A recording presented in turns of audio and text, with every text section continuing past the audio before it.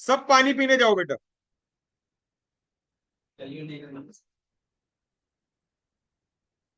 हरिद्वार मत चले जाना।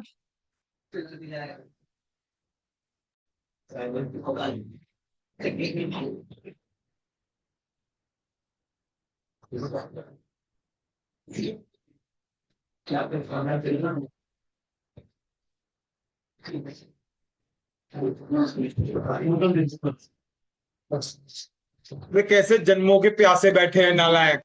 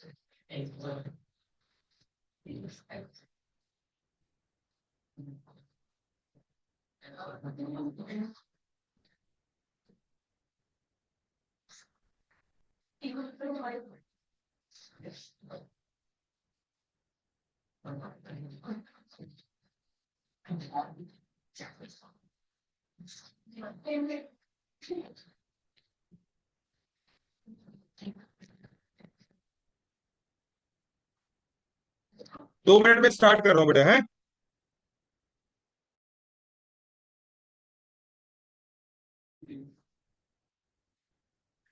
हाँ, किसके से आ गया? ईमेल है बेटा, ईमेल।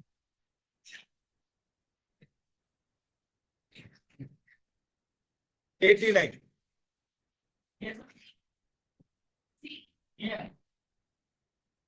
धमका क्यों रहे दो में है? क्या सी लग रहा है?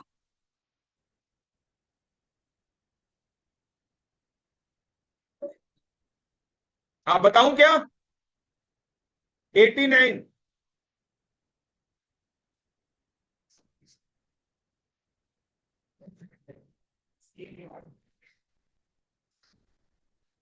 आप दोनों गर्ल्स।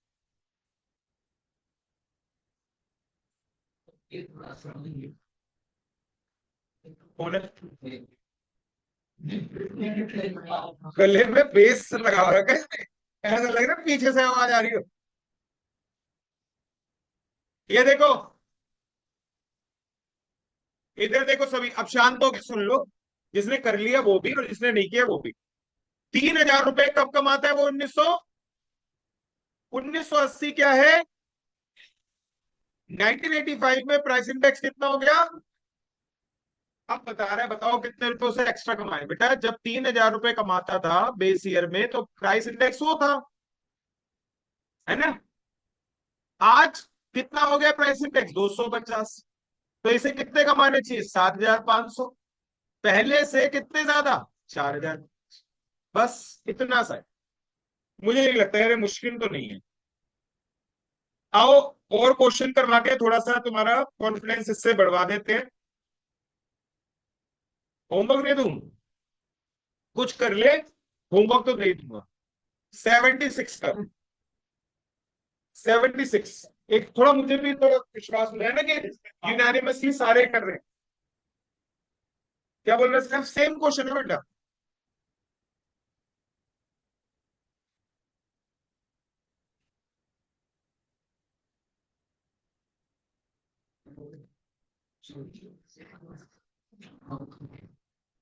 सही है।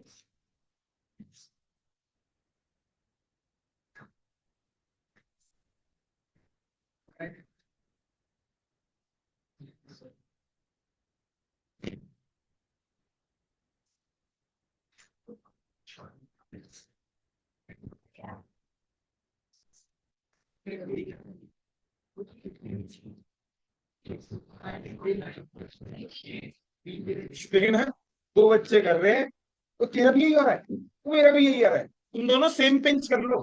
ठीक है क्या? B option. क्या मुझे बताना है ये या आ गया सबको? बताना है।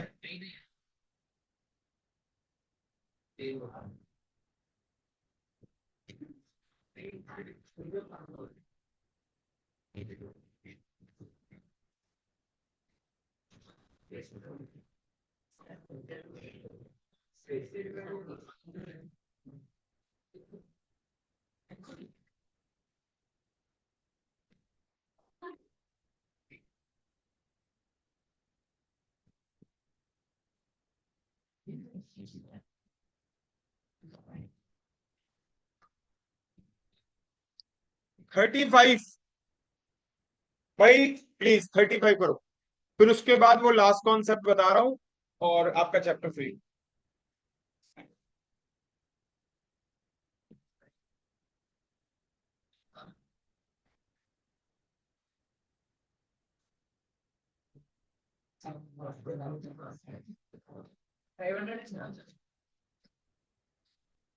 देख ले तुम।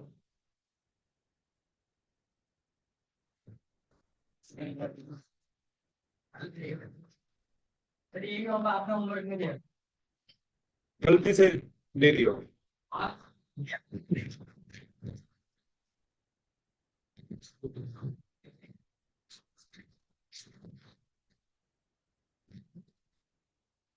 बिल्कुल सही है दीपक। जिस जिसका आंसर आ जाए प्लीज हैंड रेज कर दे एक बार। बहुत सारे बच्चों का रहता है।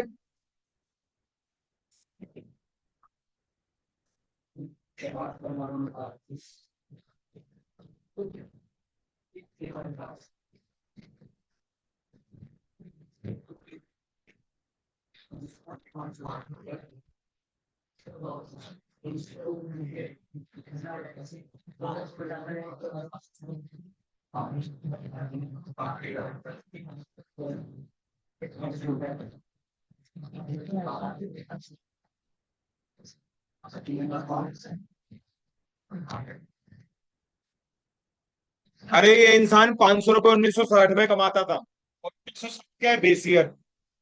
तो 500 को 100 से डिवाइड कर दो। 500 रुपये कमाता था 1960 में, 500 को 100 से डिवाइड कर दो क्योंकि 1960 बेस ईयर है। और आज इन्फ्लेशन कितना हो गया, 250। तो इसे कमाने चाहिए 1250 रुपए, लेकिन बताया है कि ये कमा कितने रहे, 750 रुपए। कितने रुपए और ज्यादा कमाने चाहिए, 5। मुझे उम्मीद है अब ऐसे क्वेश्चनों में दिक्कत नहीं आएगी। ठीक है बेटा, आइए लास्ट कॉन्सेप्ट चल लेते हैं। और देखिए,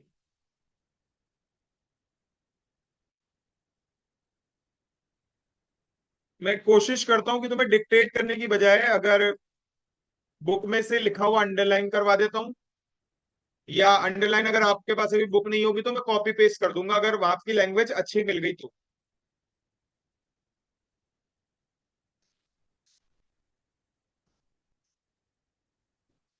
देखो,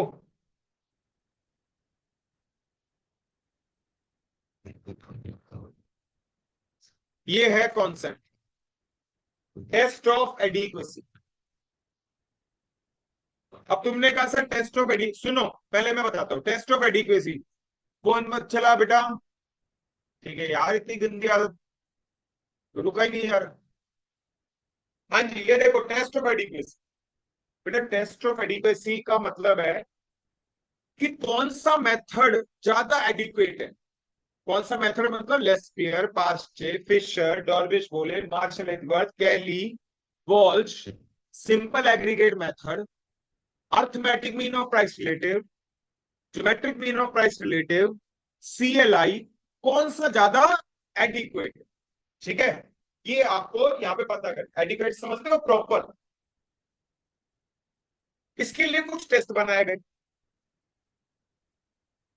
और जो फॉर्मूला इन टेस्ट को सेटिस्फाई करेगा वो क्या होगा, ज्यादा एडिक्वेट, वो ज्यादा सही होगा। जैसे एग्जाम्पल के तौर पे, अभी जैसे अभी ये सितंबर चल रहा है, अक्टूबर से देखना एक ऐड आती है, ऐड आनी शुरू होगी, वैसलीन की दिखा देंगे। ऐसे बता शुरू होती है ऐड, सर्दियां आ गई, आप तैयार हैं, दिखा देंगे किसी बंदे को, कंबल उम्बल ओढ़ के। क्या आपकी त्वचा तैयार है? और ऐसे दिखाएंगे यूं, ऐसे निकालते हुए, और लाइन पड़ जाएगी। फिर लेकर आएंगे दो पीपल के पत्ते, एक पे लगाएंगे वैसलीन और एक पे ऑर्डिनरी मॉइस्चराइजर। फिर दिखाएंगे एक दिन, दो दिन, और एक हफ्ता। फिर दिखाएंगे वैसलीन का पत्ता तो ग्रीन है, और जो दूसरा है वो सूख के चूड़ा बन गया। तो दिखाते फिर एक तरीके से, क्या बोलते हैं, वैसलीन में है पेट्रोलियम जेली, है ना। तो आप मुझे, अच्छा मुझे एक बात बताओ, ये टेस्ट ही तो हुआ कि आपने वैसलीन को, मतलब एक प्लांट पे, उसकी लीफ पे अप्लाई करके देखा कि कौन सा ज्यादा मॉइस्चराइज को दिखता है वैसे ही। समझ में आती है बात। और वो आती थी डव, डव सोप की ऐड आती थी, उसमें वो ध्यान है, वो एक पेपर ले लेते हैं, याद होगा, लिटमस पेपर, जो पीएच लेवल मेंटेन करता है, वो डव में दिखाते हैं लगा के। वो पीले रंग का पेपर होता है, वो पीला का पीला रह जाता है डव में, है ना। और फिर वो एक तो दूसरी सोप लेते हैं, ऑर्डिनरी सोप, कोई लक्स और लाइफ बॉय वाली, उसमें वो भाई साहब नीला हो जाता है। तो दिखाते हैं इसमें तो जहर है एक तरीके से। बाद में पीछे से बच्चा बोल देता है मम्मी सॉफ्ट सॉफ्ट। तो आप, ये क्या है फिर, मतलब बातों में मत जाओ, ठीक है। तो मेरा कॉन्सेप्ट पे जानना है भैया, एग्जाम्पल थोड़ा सा मैंने कहा अनट्रेडिशनल सा दे देता हूँ। तो आप मुझे एक बात बताओ, इसका क्या मतलब है? इसका यही मतलब है कि ये दिखाना चाह रहे हैं कि डव के अंदर केमिकल जो है वो कम यूज होते हैं, है ना। और भी बहुत सारे एग्जाम्पल है, मैं सोचूंगा तो बहुत सारे बना दूंगा, लेकिन मुझे लगता है बात समझ में आ गई। तो इसका मतलब, प्लीज, इसका मतलब ये हुआ कि ऐसे ही कुछ टेस्ट बनाए गए इंडेक्स नंबर के अंदर, जो ये बताते हैं कि कौन सा मेथड ज्यादा एडिक्वेट है और कौन सा मेथड कम एडिक्वेट। दोस्तों, सबसे पहले मुझे लगता है मैं लिखवाने में टाइम वेस्ट करूं, और बेटर ये रहेगा कि मैं आपको एक एक करके यहीं से समझा देता हूं। पहले ये तो पता चल गया ना टेस्ट ऑफ एडिक्वेसी बनाया क्यों।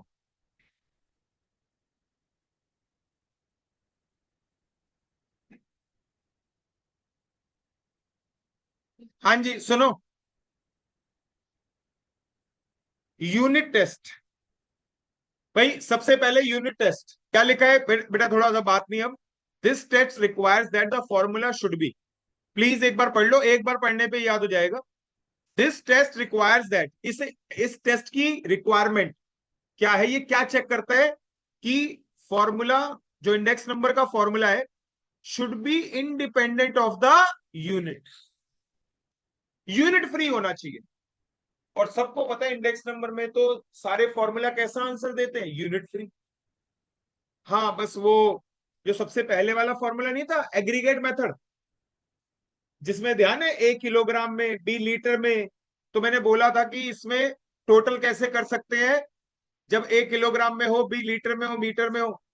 तो उसको छोड़ के बाकी सारे के सारे कैसे होते हैं, यूनिट फ्री। तो इस टेस्ट की बहुत ज्यादा कोई खासियत नहीं है, लेकिन यूनिट टेस्ट क्या कहता है कि इंडेक्स नंबर फॉर्मूला कैसा होना चाहिए, यूनिट फ्री। और सिवाय पहले मेथड को छोड़ के सारे के सारे मेथड इसे सेटिस्फाई करते हैं, सिंपल एग्रीगेटिव मेथड को छोड़ के। याद दिला देता हूं कौन सा फॉर्मूला था ये, सिग्मा P1 अपॉन में सिग्मा P0 मल्टीप्लाई बाय, सबसे पहला फॉर्मूला। अगला,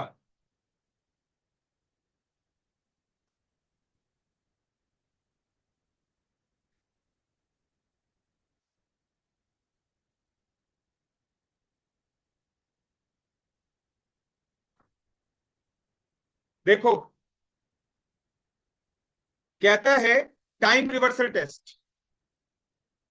पहली बात तो ये है बेटा, मैं आपको बता दूं, ये किसने बनाया टेस्ट, गिवन बाय, नोट्स तो मैं भेजूंगा बाद में, आप कर लेना, प्रोफेसर इरविंग फिशर। फिशर का पूरा नाम था ये, क्या बोला, professor Irving Fisher.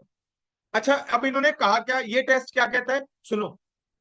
It is the test to determine whether a given method will work both ways in time, forward and back.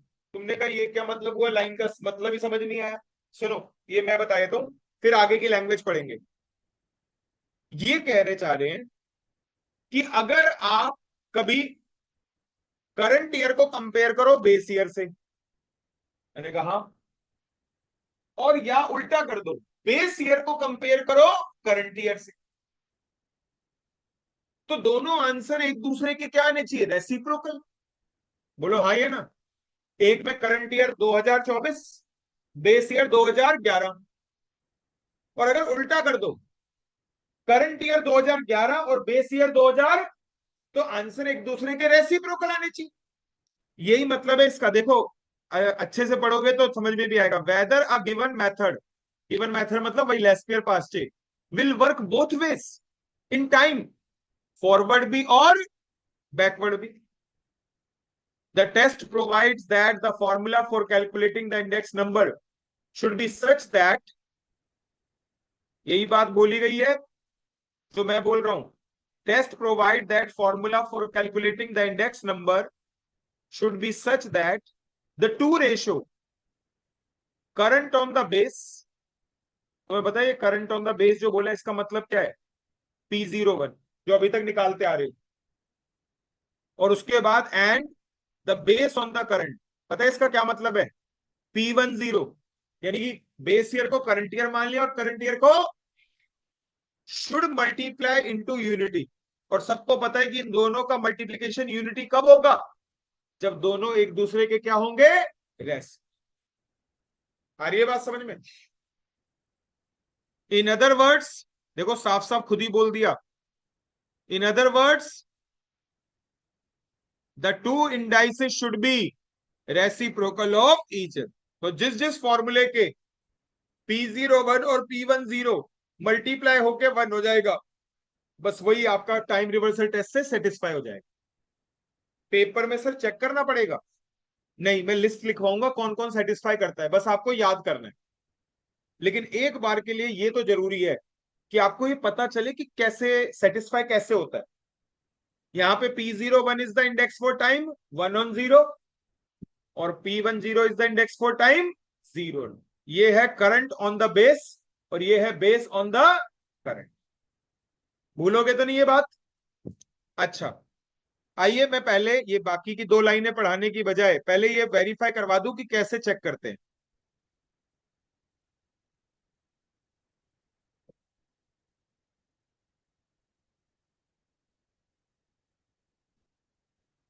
ये लो, एक नहीं बल्कि 3 3 फॉर्मूला। अरे यार, एक मिनट।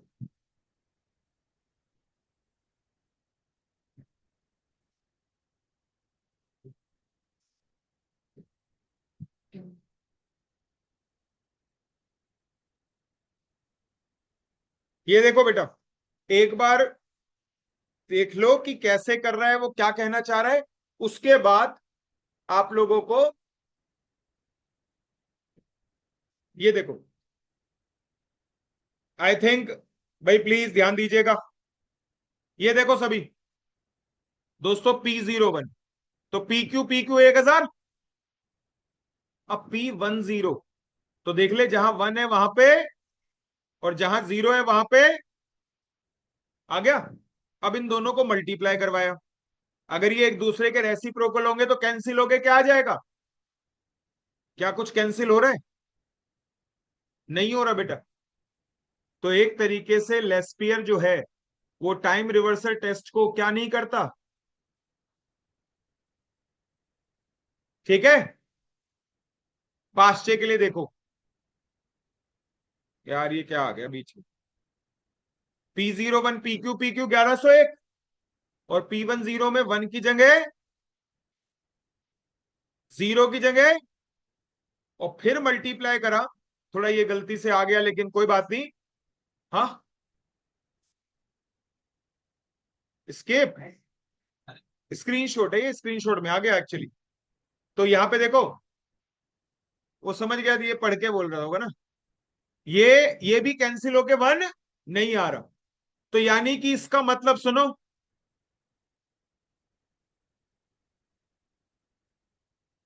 Not satisfied. और यहां पे आप देखिए जरा, ऊपर क्या लिखवाई थी लाइन, एक मिनट,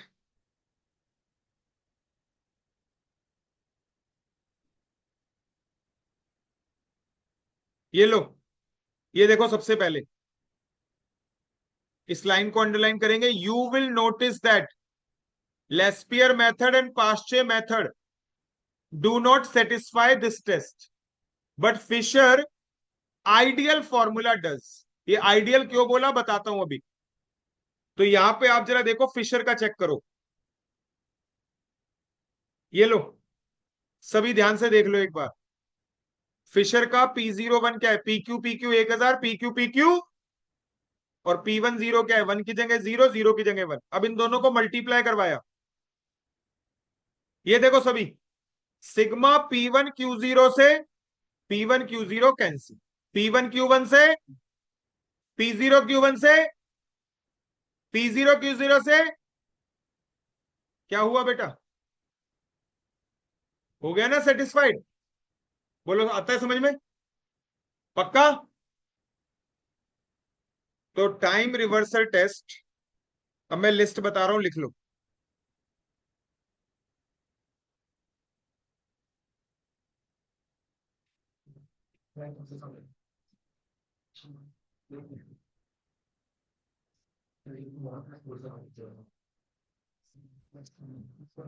सेटिस्फाइड बाय फिशर्स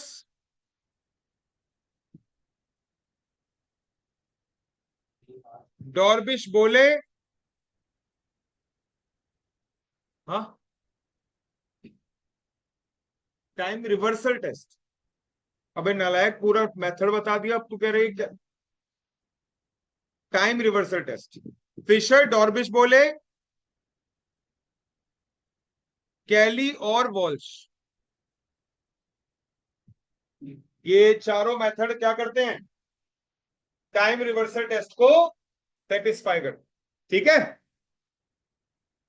बस आपके लिए ना सही बताऊं, वो ऊपर जो सिखाया था वो जरूरी नहीं है, आपको ये जरूरी है कि ये नाम याद रखने जरूरी है, क्योंकि पेपर में इस पे कोई प्रैक्टिकल नहीं आएगा, सिर्फ ये पूछेंगे कि सेटिस्फाई किससे होता है और किससे। लिख लिया इतना।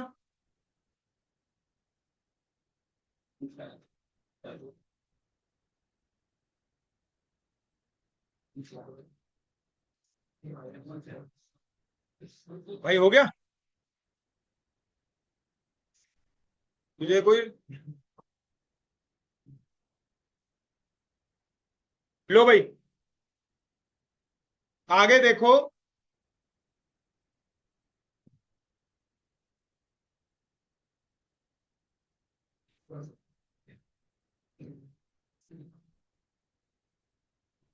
ये सुनो, अनइम्पोर्टेंट नहीं है ये, कभी तुम सोचो, ये बिल्कुल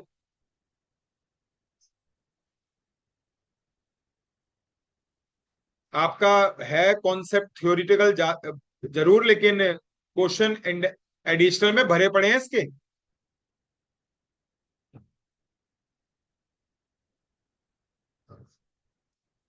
लो भाई ये देखो, factor reversal test. Factor reversal test क्या कहता है सुन लो पहले तो, बेटा आप सभी को पता है, इंडेक्स नंबर में दो ही फैक्टर्स हैं, एक तो प्राइस और दूसरा क्वांटिटी। एक तो प्राइस और दूसरा क्वांटिटी, मानते हो, नहीं कौन बोला। अब इधर देखो, ये कुछ नहीं है, मीम्स ज्यादा देख रहे हैं, संजय दत्त वाला डायलॉग नहीं। खैर, तो फैक्टर रिवर्सल टेस्ट ये कहता है कि इंडेक्स नंबर के जो फॉर्मूला है वो फैक्टर कंसिस्टेंट होने चाहिए। कैसे, फैक्टर कंसिस्टेंट का मतलब होता है, बेटा एक बात बताओ, प्राइस मल्टीप्लाई बाय क्वांटिटी क्या होता है, एक्सपेंडिचर या फिर वैल्यू। तो वो कह रहा है कि जो फॉर्मूले का प्राइस इंडेक्स उसके क्वांटिटी इंडेक्स से मल्टीप्लाई करने के बाद क्या बता दे आपका वैल्यू इंडेक्स, वही आपका फैक्टर रिवर्सल टेस्ट को सेटिस्फाई करता है। और यहां पे आप देख लीजिएगा यही लाइन लिखी हुई है, ये देखो, this holds when product of price index and the quantity index should be equal to corresponding value index. दोस्तों ऊपर मैंने लिखा, नीचे लिखा ही हुआ था, मैंने ध्यान नहीं दिया इस बात पे, यहां लिखा हुआ है, फॉर्मूले को प्रूव करके भी दिखा रखा है, लेकिन यार थोड़ा सा कुछ बातें यहाँ पे डिस्कस करनी बनती है, वो ये, एक तो तुम्हें ये बता दूं कि क्वांटिटी इंडेक्स कैसे निकालते हैं,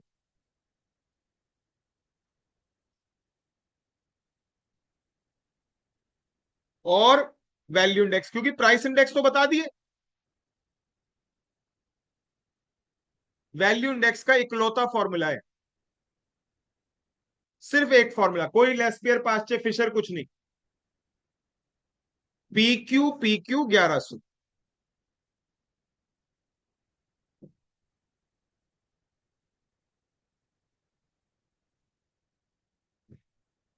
क्या बोला? पी क्यू 1100, बस एक फॉर्मूला है। ठीक है, इसको बेटा इस पे ना एक नोट लिख लेना, value index is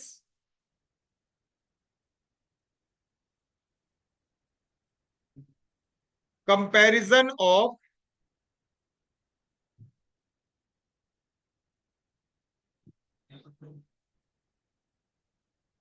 value index is comparison of current year expenditure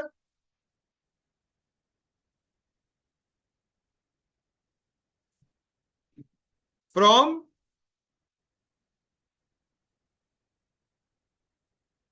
base year expenditure. और ये देखो सुनो, अरे P1 Q1 दोनों वन वन है, और प्राइस इंटू क्वांटिटी क्या होता है? एक्सपेंडिचर। तो ये करंट ईयर का एक्सपेंडिचर है, और नीचे वाला, तो अगर कल को ये वैल्यू इंडेक्स को नीचे ऐसे थ्योरी में बोला जाए तो आप रिलेट कर पाएंगे। क्वांटिटी इंडेक्स बेटा सारे फॉर्मूला वही है,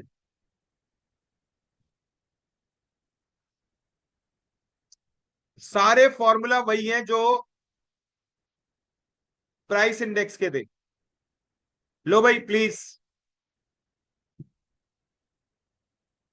simple aggregate method,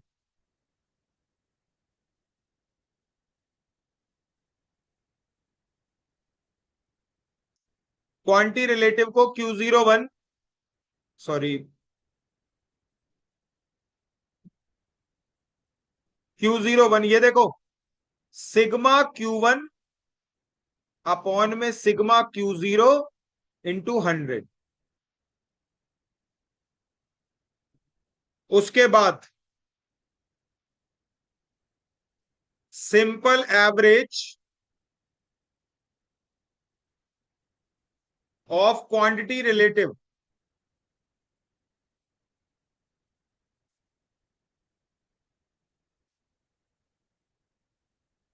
simple average of quantity relative, again दो कैटेगरी, अर्थमेटिक मीन,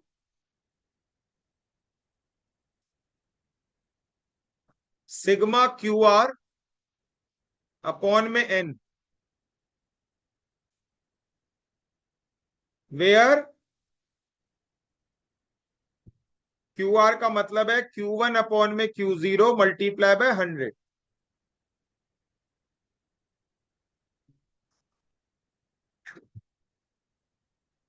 और ज्योमेट्रिक मीन में Q01 anti log sigma log QR। बस ये वाला करवा के फ्री कर रहा हूं आप लोगों को, जो थोड़ा सा बचा है कोई बात नहीं, नेक्स्ट क्लास में बता दूं, ठीक है।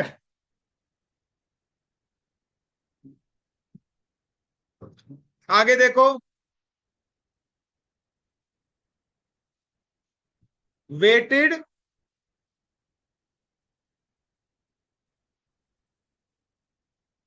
एग्रीगेट मेथड,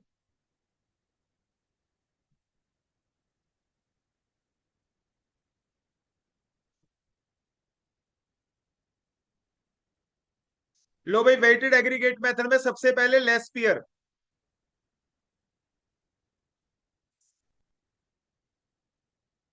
लेस्पियर क्वांटी इंडेक्स, सुनो ये चीज सीख लो, सारे फॉर्मूले अपने आप ही याद हो जाएंगे, ये मत सोचना कि ये तो और फॉर्मूले आ गए।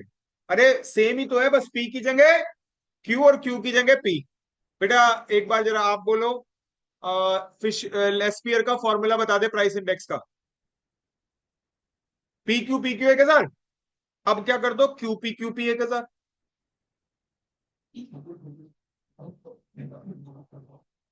बस सारा सेम है, पी की जगह क्यू, क्यू की जगह,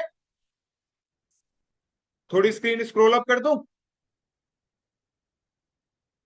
पास्चे 1101 तो ठीक है, लेकिन पी क्यू है, क्यू पी। मुझे उम्मीद है कि अब सारे लिखने का क्या फायदा, समझ तो गए हो आप। लेकिन आप एक बार के लिए घर पे अपने नोट्स को कंप्लीट कर ही लेना, लिख ले, है ना, क्योंकि एक बार लिख लेते हैं तो याद भी रहेगा, नहीं तो ऐसा सोचना याद रहेगा, ये अपने आप में एक मिथ है। तो दोस्तों यहाँ पे आप लोगों का मैंने ये इंडेक्स नंबर क्या करा, कंप्लीट। एक सर्कुलर टेस्ट है, कौन सा टेस्ट है, वो नेक्स्ट क्लास में बता दूंगा। और ये भी बता दूंगा नेक्स्ट, अरे ये भी बता दूंगा कि फिशर किस किस को सेटिस्फाई करता है, ठीक है। और फिर नया चैप्टर चालू कर, ठीक है। वैसे सेट करेंगे, और सेट जो है सुनो, सेट करवाया था वैसे पहले, वो तो वही छोड़ा होगा ना, रिलेशन वाला कॉन्सेप्ट छोड़ा होगा, वो चक्कर के सीएमए वालों में है नहीं ना रिलेशन फंक्शन, तो सेट दोबारा करवा दूंगा एक बार, ठीक है। अब आप क्वेश्चन ट्राई कर सकते हो भाई इंडेक्स नंबर के, ठीक है। अब सारे कर लेना, कुछ क्वेश्चन थोड़े से अटकेंगे फैक्टर वाले। अच्छा, मैं ये कह रहा था, डाउट्स किस किस के हैं जो करवाए थे, सब लोग हैं डाउट्स, या नहीं थक गए हो बहुत ज्यादा, करवा दूं ना।